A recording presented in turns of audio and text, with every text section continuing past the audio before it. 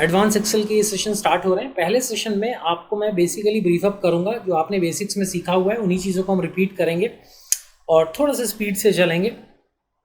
इसके अंदर देखिए, पहला चीज़ जो मैं आपको बताना चाहूँगा कि आप जब एक्सेल के अंदर डेटा को देखते हैं तो उसमें कैसे उस डेटा को समझना है, क्या चीज़ें आपको ध्यान रखनी है। आप सबको पता है कि जो टॉप में जो पहला रो जो है वो बेसिकली कॉलम हेडर्स है, फर्स्ट रो, और इसके अंदर ये जो कॉलम हेडर्स हैं वो डिफाइन करता है कि उस पर्टिकुलर कॉलम के अंदर क्या डेटा आएगा। डेट डिसाइड हुआ तो उसके नीचे डेट्स आएंगी, रीजन अगर उसका हेड है तो उसके अंदर रीजन्स आ रहा है, नेम है तो नेम आएंगे, राइट। उसके बाद देखिए, जो ये आपको सेकेंड रो ऑनवर्ड्स जो दिखता है इसको हम लोग रिकॉर्ड्स कहते हैं। हर एक के अंदर एक रिकॉर्ड है और ये एक रिकॉर्ड जो है फिक्स्ड है। ये रिकॉर्ड चेंज आप जब ये आपस में इनका संबंध है इसको आप नहीं ख़त्म कर सकते, एक्सेल हमेशा इसको साथ में रखेगा। तो आप एक टेबल के अंदर कभी ऐसी गलती मत कर लीजिए कि आपने यहाँ पर कुछ सेल्स इंसर्ट करनी है और यहाँ पर आपने राइट क्लिक किया, इंसर्ट सेल्स कर लिया और उसको डाउन क्लिक करके आपने यहाँ पर कुछ सेल्स बना दिए और ये आपका डेटा नीचे चला गया। इस तरीके की गलती नहीं करेंगे कभी भी आप। कंट्रोल Z करता हूँ। यहाँ पर अगर आपको रोज़ इंसर्ट करनी है तो आप पूरी रोज़ इंसर्ट करेंगे, सेल्स इंसर्ट नहीं करेंगे। इस तरीके से आप इंसर्ट कर लीजिए तो आपकी टेबल इंटैक्ट रहती है, पूरा रिकॉर्ड एक साथ रहना चाहिए, ये बहुत ज़रूरी है।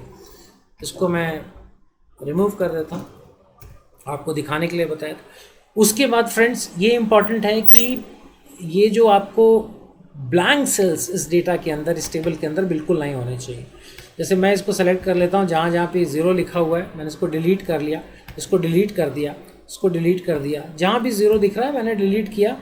और मैं बोल रहा हूँ कि ये आपके डेटा में तो कोई फ़र्क नहीं पड़ा 0 है या ब्लैंक है, लेकिन अगर आपने इसको ब्लैंक रखा है तो उसका नुकसान ये है कि मान लीजिए आप नीचे सम कर रहे हैं, आपने ऑल्ट इक्वल टू का सम फार्मूला लगाया और आपने सम किया तो देखिए यहाँ तक ही सम का फार्मूला गया, इसके ऊपर जैसे इसको ब्लैंक मिला वो वहाँ पे रुक गया। और आपको अगर बड़ा डेटा है, आप पूरी कॉलम्स नहीं देख पा रहे तो आपको लगेगा कि आपका प्रॉपर रिजल्ट निकला है, जबकि आपका प्रॉपर रिजल्ट नहीं निकला है। अब प्रॉपर रिजल्ट निकलने के लिए आपको इसके अंदर अगर आप ज़ीरोज़ भी रख देंगे तो फिर वो प्रॉपर रिजल्ट दे देगा। लेकिन अब ये कैसे करना है, कैसे, अगर हमारे पास बहुत सारे ब्लैंक सेल्स हैं तो कैसे रिप्लेस करेंगे।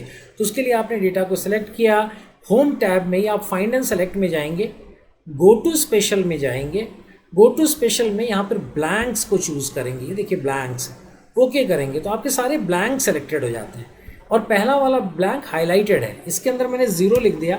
अब मैं एंटर करूंगा तो एक में ही रह जाएगा। मैं कंट्रोल का बटन प्रेस करूंगा, कंट्रोल बटन प्रेस करके मैं एंटर करूंगा तो देखिए सब में 0 आ गया। और अब मैं यहाँ पर ऑल्ट इक्वल टू का लास्ट में सम का फॉर्मूला लगाता हूँ तो ये देखिए पूरा का पूरा कॉलम सेलेक्ट हुआ है और अब आपको सही आंसर यहाँ पर मिलेगा। सो इट्स वेरी इंपॉर्टेंट कि हम इसके अंदर कोई ब्लैंक सेल ना छोड़ें। उसके बाद इस पूरे डेटा के चारों तरफ ब्लैंक सेल्स छूटना बहुत ज़रूरी है। इसके चारों तरफ एक ब्लैंक सेल्स यहाँ पर रहना और एक ब्लैंक सेल्स यहाँ पर रहना। उसके बाद फिर आप कोई डेटा डालिए, अन्यथा क्या होगा कि वो उस डेटा को भी अपने टेबल का हिस्सा बना लेगा जो कि नहीं है। तो आपको हमेशा एक बाउंड्री लाइन छोड़नी है, उसके बाद दूसरा डेटा एंटर करना स्टार्ट करना है। अपने टेबल से एडजेसेंट रो और कॉलम एक आपको छोड़ना है। इतनी चीज़ें देखिए आपको ध्यान रखना है, पहले भी बता चुका हूँ, फिर से मैं ये बता रहा हूँ, इसको आप लोग याद रखेंगे। उसके बाद मैं रेफरेंसेस पे आऊँगा। मैं रेफरेंसेस के ऊपर थोड़ा सा टाइम स्पेंड करना चाहूँगा क्योंकि मैं चाहता हूँ रेफरेंसेस आप लोग अच्छे से पकड़ पाएँ। ये मल्टीप्लिकेशन टेबल मैंने जो आप बनाई हुई है, इसको अगर आप देखेंगे तो आप इसको 1 मिनट में पॉपुलेट कर सकते हैं अगर आप रेफरेंसेस का सही इस्तेमाल करते हैं। रेफरेंसेस के अंदर आपको मालूम है, जैसा कि मैंने आपको बेसिक एक्सेल की क्लासेस में बताया था, अगर वहाँ पर आपको प्रॉब्लम है तो रेफरेंसेस वाला वीडियो आप जाके देखें। इसमें देखिए एब्सोल्यूट होता है, फिक्स्ड होता है और रिलेटिव रेफरेंसेस होते हैं, और जिसमें कि वो चेंज होता रहता है फार्मूला के साथ। एक होता है एब्सोल्यूट या फिक्स्ड जहाँ पे आप फिक्स कर देते हैं, और एक मिक्स्ड होता है जिसमें आप सेल नंबर और कॉलम नंबर को अलग अलग डॉलर्स लगा के फिक्स करते हैं। तो हम देखेंगे ज़रा किस तरीके से इसका इस्तेमाल होता है, उसको ज़रा देखते हैं। तो यहाँ पर ये एग्जाम्पल लेते हैं। इसमें देखिए आपको क्या करना है कि ये टेबल पॉपुलेट करनी है। अब मान लीजिए आप 1 1 ज़ा 1 आप जानते हैं इक्वल टू 1 मल्टीप्लाइड बाई 1, और आपने इसमें रिलेटिव रेफरेंस कर दिया। यहाँ पर आपने रिलेटिव रेफरेंस कर दिया, मतलब इस फॉर्मूले को अपन कॉपी कर दें तो देखिए क्या रिजल्ट आ गया। आप देखेंगे कुछ का कुछ यहाँ पर बन चुका है जो कि बिल्कुल गलत है। अब आप लेकिन इसी काम को अगर आप प्रॉपरली करेंगे, रेफरेंसिंग कर देंगे, तो फिर देखिए जादू की तरह आपका सारा काम प्रॉपर हो जाएगा। ये मैंने 1 1 जा 1 लिखा, सिर्फ इतना लिखना है आपको, ये लिख लिया। अब आपको फॉर्मूले बार पे ध्यान देना है। इसमें देखिए A5 सेल है, इसमें A कॉलम है, ये A कॉलम है, इसमें A5 A6। तो जब आप इस फॉर्मूले को लगा रहे हैं तो देखिए जो A5 की एंट्री है वो उसके बाद नीचे जाएगी A6 में, फिर A7 में, फिर A8 में। ये A कॉलम के अंदर मूवमेंट है और उसके अंदर A कांस्टेंट है, अल्फ़ाबेट कांस्टेंट है और नंबर बदल रहा है। A5 A6 A7 A8, A is constant, 5 6 7 बदल रहा है। तो जो कांस्टेंट है उसके पहले मैं डॉलर लगा दूंगा, ये डॉलर लगा दिया। अब आता हूँ B4 में। यहाँ पर देखिए B4 है, B4 के बाद ये साइड में जाएगा C4 D4 E4, यहाँ पे 4 कांस्टेंट है, B4 C4 D4 B C D बदल रहा है, 4 B4 C4 D4 कांस्टेंट है। तो हम 4 के पहले यहाँ डॉलर लगा देंगे। इतना सा बस आपको सीखना है, ये आपने कर दिया, उसके बाद कुछ नहीं बचा। इसको यहाँ पर पुल कर लीजिए, ये हो गया। इसको नीचे यहाँ पे क्लिक कर दीजिए। ये आपकी 12 की टेबल्स सिर्फ आपकी प्रॉपर रेफरेंसिंग के ज्ञान के कारण संभव है, इसलिए मैं बार बार इस चीज़ को रिपीट कर रहा हूँ। मैंने बेसिक एक्सेल में भी बताया था, यहाँ भी बता रहा हूँ कि इसको आप सीख के रखिए, ये आपकी बहुत मदद करने वाला है। चलिए थोड़ा सा और देखते हैं, इसको आगे बढ़ते हैं और यहाँ पर आते हैं। इस टेबल को मुझे यहाँ पर मैं इसको डिलीट कर देता हूँ और चार्ट को भी डिलीट कर देता हूँ, हम लोग साथ में बनाएंगे इसको। यहाँ पर देखिए आपको एक प्रोजेक्शंस बनानी है अपनी कंपनी की। रेवेन्यू का प्रोजेक्शन बनाना है, एक्सपेंसेस का प्रोजेक्शन बनाना है, नेट इनकम निकालना है। जनवरी फरवरी मार्च अप्रैल, ये अगले साल की तैयारियाँ आप कर रहे हैं, साल के अंत में बैठे हैं। अब यहाँ से आपको असम्पशंस कुछ मिल जाएंगी अपने डिपार्टमेंट में से, जिसमें वो बताएंगे कि ये ईयर जो क्लोज करेंगे उसके हिसाब से 5,000 की सेल हम जनवरी में कर सकते हैं और अपने को 8% का इंक्रीज़ हो रहा है, मतलब हर महीने जो रेवेन्यू है वो 8% से बढ़ेगा। और दूसरा हिस्टोरिकल डेटा से उन्होंने आपको बता दिया कि एक्सपेंसेस जो है 70%, 70% of revenue is your expense. ये आपको एजम्पशंस मिल गए हैं, expenses as percentage of revenue. ठीक है, अब यहाँ पर हमको इसको पॉपुलेट करना है। तो देखिए हमें क्या करना है, इक्वल टू जनवरी का रेवेन्यू स्टार्ट हो रहा है, ये तो 5,000 ही हो जाएगा, ये जनवरी हो गया। फरवरी का रेवेन्यू अब मुझे निकालना है, तो जनवरी का रेवेन्यू लूँगा और इसको मैं मल्टीप्लाई कर दूंगा 108% के साथ, क्योंकि ये ग्रोथ है, 108 बढ़ेगी तो ये 5,400 आपको आ गया, 8% इंक्रीज हो गया। लेकिन अब मैं अगर इसको यहाँ से पुल कर देता हूँ इस फॉर्मूले को, तो मेरा रिजल्ट गलत आ रहा है। क्यों गलत आ रहा है? क्योंकि मैंने रेफरेंसिंग प्रॉपर नहीं लगाई है। मैं यहाँ पर आता हूँ, इसको क्लिक करता हूँ, ये देखिए 5,000 इसके पहले वाला सेल है। तो ये जैसे जैसे आप आगे बढ़ेंगे, जब मार्च का डेटा निकालेंगे तो फरवरी का सेल लेगा रेवेन्यू का, अप्रैल का लेंगे तो मार्च के ऊपर 8% बढ़ेगा। तो वो ये वाला जो फर्स्ट एंट्री है B2 ये करेक्ट है, लेकिन B8 इसको तो हमें फिक्स रखना है। 108% जब मैं इस फॉर्मूला आगे बढ़ रहा है तो मैं ये नहीं चाहता कि आगे बढ़े। मैं आपको थोड़ा सा बढ़ा के दिखा देता हूँ ये हो क्या रहा है। मैंने ये मार्च में गया और अब देखिए क्या हुआ, ये 5,400 के ऊपर 108% का इंक्रीज लेना है, लेकिन ये सेल में मैंने फ्रीजिंग नहीं करी तो ये आगे बढ़ गया है, जिसके कारण यहाँ पर कोई कुछ भी नहीं है इस सेल में C8 में, तो 0 रिजल्ट दे रहा है। करेक्ट के लिए मैं क्या करूँ, B8 के बीच में कर्सर रख के उसको मैं फ्रीज कर दूं फंक्शन F4 से। मैंने फ्रीज कर दिया। फ्रीज करने के बाद मैं अब इसको पुल कर देता हूँ, ये सारा डेटा मेरा करेक्ट आ गया। अब आखिरी वाले पे जाके आप फंक्शन F2 प्रेस करिए, जिससे कि आपको दिखे फॉर्मूला क्या लगा है, E2 अप्रैल के ऊपर 108% का इंक्रीज। बिल्कुल ठीक है, तो ये आपका सही रिजल्ट निकल गया। अब आते हैं हम एक्सपेंसेस पे। एक्सपेंसेस हमें बताया गया कि रेवेन्यू का 70% है, तो हम रेवेन्यू लेंगे, रेवेन्यू को मल्टीप्लाई करेंगे 70% से और एंटर कर देंगे। ये मेरा एक्सपेंस निकल गया। लेकिन फिर से अगर मैं इसको आगे पुल करूंगा तो ये 0 हो जाएगा। क्यों हो गया? क्योंकि ये 70% वाले सेल से ये आगे चला गया है। तो हमें क्या करना है, यहाँ पर जाके इस B9 सेल को हम फ्रीज कर देंगे, फंक्शन F4। उसके बाद हम इसको पुल कर देंगे। हमें अब कुछ भी नहीं करना है। प्रॉपर आपने फ्रीजिंग सीख ली तो उसके बाद आपका काम अत्यंत आसान हो जाता है। फिर नेट इनकम निकालना है। नेट इनकम होता है रेवेन्यू माइनस एक्सपेंस। ये आ गया, ये आपका नेट इनकम है। नेट इनकम में देखिए रिलेटिव फार्मूला लगा है, मतलब जनवरी का रेवेन्यू माइनस जनवरी का एक्सपेंस, फरवरी का रेवेन्यू फरवरी का एक्सपेंस। तो यहाँ कोई फ्रीजिंग की ज़रूरत नहीं है, क्योंकि ये फार्मूला आपके इस फार्मूले के साथ साथ ये सेल्स भी आगे बढ़ जाएंगे। ये सब आगे बढ़ गया और ये आपका रिजल्ट तैयार हो गया। अब आपको इसका चार्ट बनाना है, आपको मालूम है। इसको सेलेक्ट किया, ऑल्ट फंक्शन F1 प्रेस कर दीजिए, आपका ये चार्ट तैयार हो गया। ये आपका चार्ट तैयार हो गया। चार्ट के वीडियोस अगर मैंने बाकी चीज़ें सिखाई हुई हैं कि अगर आप उसको प्रॉपर करना है तो एक्सेस हटाया आपने, चार्ट टाइटल हटाया आपने, ग्रिड लाइन्स हटाई, आपकी चार्ट अच्छी दिखने लगी। लीजेंड्स रखना है तो रखिए, नहीं रखना है तो हटा दीजिए और चार्ट क्लीन हो जाएगा, बट रख लीजिए यहाँ पर। ये रख लिया आपने। उसके बाद आप यहाँ पर जा सकते हैं, यहाँ पर जाके आप अलग अलग चार्ट के डिज़ाइंस में से कोई चूज़ कर सकते हैं, फिल्टर्स में जाके फ़िल्टर लगा सकते हैं। सो ऑल दिस थिंग्स हम लोग डिस्कस कर चुके हैं, ये आप कर देंगे। ये आपने प्रोजेक्शंस बहुत आसानी से तैयार कर लिया अगर आपको रेफरेंसिंग पता है। इसके बाद फ्रेंड्स हम आगे बढ़ते हैं, एक ये डेटा देखते हैं। यहाँ पर हम और रेफरेंसिंग का एक इस्तेमाल देखेंगे और आप ये रियलाइज़ करेंगे कि किस तरीके से रेफरेंसिंग आपको बहुत आसानी से आपके एनालिसिस करने में मदद करती है। यहाँ पर मेरे पास मंथली एनालिसिस है रेवेन्यू की। यहाँ पर डेटा जो है डेट है, मंथ है, सेल्स चैनल है, प्रोडक्ट है, रेवेन्यू है।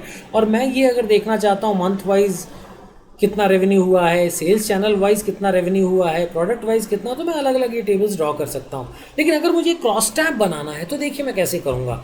अगर मान लीजिए मैं मंथ वाइज देखना चाहता हूँ और इसको मैं आगे खींच देता हूँ और इसी में मैं चैनल बिल्ड कर लेता हूँ। मैं 3 छोड़ के यहाँ पे ले आया, राइट, और मैं चैनल्स ऊपर ले जाता हूँ, कंट्रोल C, यहाँ पर गए, पे स्पेशल, ट्रांसपोज, ओके, ये यहाँ पर आ गया। यहाँ पर आ गया, इसको पकड़ा हमने, फॉर्मेट करना है, फॉर्मेट कर लिया थोड़ा सा, और इसके पूरे के अंदर हमने बॉर्डर लगा दिया, राइट। नाउ हम क्या करना चाह रहे हैं ये थोड़ा सा समझते हैं। हमारे पास महीने वाइज रेवेन्यू है, मई महीने में कितना रेवेन्यू हुआ, लेकिन हम देखना चाहते हैं कि मई महीने में स्टोर सेल से कितना हुआ, मेल ऑर्डर से कितना हुआ, वेबसाइट सेल से कितना हुआ, जितने भी मेरी ये सेल्स चैनल हैं उसका सेल्स अलग अलग कितना हुआ, और फिर फाइनल टोटल ये देखना चाहते हैं, राइट। इसको अभी हम डिलीट कर देते हैं, हम सब कैलकुलेट कर लेंगे।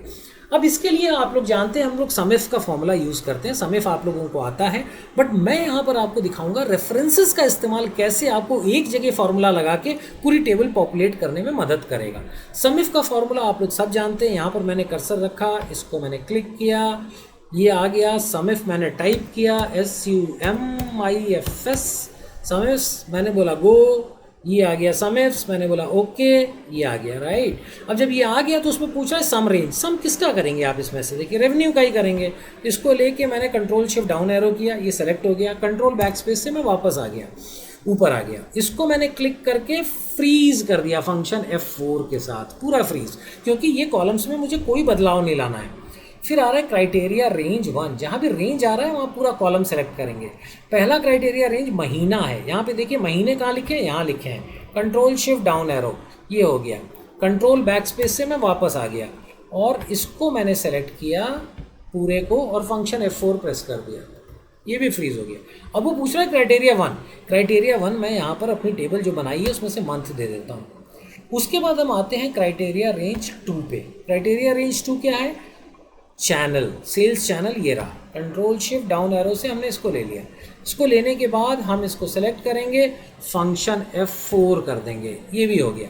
अब आते हैं क्राइटेरिया 2 पे। चैनल्स में क्या क्राइटेरिया है, मेरा इन स्टोर सेल्स क्राइटेरिया है, और अब मैं ओके करूँगा तो मेरा ये सेल निकल गया 6465, मतलब मई महीने में इन स्टोर सेल से अगर कितनी सेल हुई है मुझे जांचना है तो 6465 निकलेगी। मैं चाहूँ तो फ़िल्टर लगा के देख सकता हूँ। मैंने यहाँ पर सेलेक्ट ऑल किया, मई महीने का फ़िल्टर लगाया, ओके कर दिया, चैनल्स में गया मैं, और अगर मैं इन स्टोर सेल्स देखना चाहता हूँ, मैंने इन स्टोर सेल्स लिया, ओके किया, और अब मैं इस रेवेन्यू कॉलम को सेलेक्ट करके देखता हूँ कि क्या यहाँ पर मेरे 6465 लिखा है। ये देखिए नीचे सम 6465 लिखा हुआ है, मतलब आपने प्रॉपर काम किया है। कंट्रोल बैक स्पेस से वापस आता हूँ, फिल्टर्स अपने रिमूव कर लेता हूँ, डेटा में जाके फिल्टर्स में जाके क्लियर मारा, मेरा फिल्टर क्लियर हो गया। अब देखिए मैं जो आपको यहाँ पर सिखाना चाह रहा हूँ वो ये है कि मैंने एक बार यहाँ पर फॉर्मूला लगाया तो एक सेल में निकला, क्या मैं दोबारा लगाऊं, क्या मैं तिबारा लगाऊं, क्या मैं समिफ के फॉर्मूले हर जगह लगाऊं, या मैं यहाँ पर ही प्रॉपर रेफरेंसिंग का इस्तेमाल कर दूं। अभी मैं इसको अगर फुल करूँगा तो इसका रिजल्ट नहीं आ रहा है, राइट, लेकिन मैंने अगर रेफरेंसिंग का इस्तेमाल कर लिया तो ये प्रॉपर हो जाएगा। अब रेफरेंसिंग के इस्तेमाल को भी मैं आपके लिए इंसर्ट फंक्शन बार खोल के और फिर वहीं पर दिखाता हूँ आपको। यहाँ पर आ गए हम लोग। अब ज़रा ध्यान से देखिए, क्राइटेरिया 1 में लिखा है H5, H5 सेल है आपका मई, जहाँ पर लिखा है H5। अब मई के बाद जून में जाना है तो H6, जुलाई में जाना है तो H7। H कांस्टेंट है, नंबर बदल रहा है, H5, H6, H7, H8। तो यहाँ पर हम H क्योंकि कांस्टेंट है, H के पहले डॉलर लगा देंगे, H के पहले डॉलर लगा देंगे। उसके बाद मेरा दूसरा क्राइटेरिया क्या है, ये वाला है, in store sales, mail order sales, website sale. In store sales का क्राइटेरिया 2 में देखिए, सेल जो नंबर है वो I4 है, सेल एड्रेस। I4 से हम किधर जा रहे हैं, I4 से हम जा रहे हैं J4 में, मेल ऑर्डर सेल्स, K4 में, वेबसाइट सेल्स। तो I4, J4, K4, 4 कांस्टेंट है, तो मैं I4 में 4 के पहले क्लिक करके डॉलर लगा दूंगा। इतना सा काम मुझे करना है और मुझे ओके कर देना है। अब आपको कुछ भी नहीं करना, आप इसको यहाँ से यहाँ तक ड्रैग करिए, ये सेल निकल गई, नीचे ड्रैग करिए, ये भी सेल निकल गई। It is so simple. और यहाँ पे टोटल करने के लिए आप ऑल्ट इक्वल टू प्रेस कर दीजिए, ये निकल गया, और इसको डबल क्लिक कर दीजिए, ये निकल गया। इस तरीके से आपने समिफ्स का फॉर्मूला यूज़ करके, रेफरेंसिंग प्रॉपर लगा के आप पूरी एनालिसिस अपनी 1 मिनट में कर सकते हैं, अन्यथा आपको बहुत समय लग सकता है। ये मैं चाहूँगा कि आप लोग इसको फिर से वीडियो देखें और थोड़ा सा इसको प्रैक्टिस करें। 1-2 बार आप प्रैक्टिस करेंगे तो परफेक्ट हो जाएंगे, तो फिर कभी आपको परेशानी का सामना नहीं करना पड़ेगा, आप आराम से अपने डेटा को एनालाइज कर पाएंगे। और इसके बाद आपको ग्राफ बनाना है, आपको मैंने बताया, ऑल्ट फंक्शन F1 प्रेस कर दीजिए, ये आपका चार्ट भी बन गया। चार्ट को कैसे फॉर्मेट करते हैं वो सब मैं आपको सिखा चुका हूँ, नहीं तो पिछले वीडियोज़ देखिए, अन्यथा आप इसके अंदर सीख सकते हैं। सो फ्रेंड्स, यहाँ पर रुकेंगे, अगले सेशन में इसके आगे बढ़ेंगे। Thank you so much for being with us and watching. Hope you have enjoyed learning. Thank you. धन्यवाद, शुक्रिया, शुभ रात्रि।